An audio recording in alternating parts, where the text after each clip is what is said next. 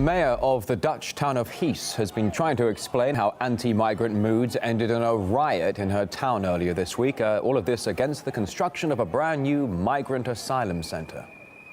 People are concerned about what's happened in Köln. They didn't say we don't want refugees. They told me, yes, we have to help, but why in our backyards? Why so many and why so long? But nobody told me we don't want refugees. More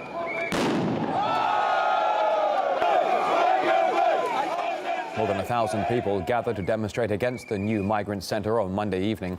The clashes erupted when some of the protesters started throwing objects at the police. People say some 500 newcomers that should be hosted in the new centre is far too many for a town of only 12,000.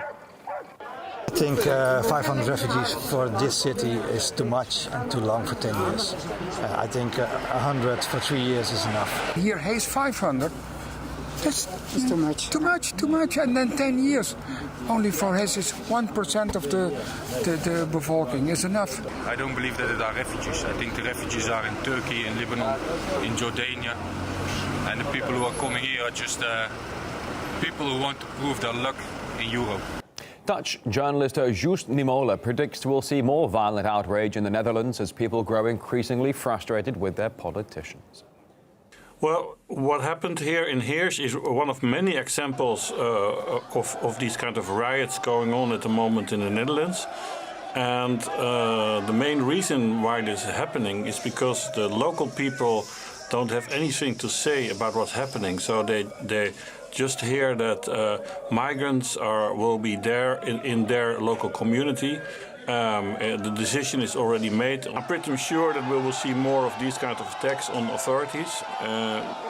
You see that the politics are not really talking about it. They are not really trying to figure out how they can stop this whole movement coming in. And that means the debate is getting more heated, not so much in the politics, but between people.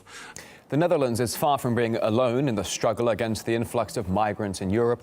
Officials in Brussels even predict the crisis could end the European free movement visa agreement within 2 months. We have no more than 2 months to get things under control. The March European Council will be the last moment to see if our strategy works. If it doesn't, we will face grave consequences such as the collapse of Schengen. The European Union's handling of the refugee crisis has come under fire from aid organisation Doctors Without Borders. What we have seen is that the EU and European governments are focused mainly on deterrence measures and not on responding to the needs of these people.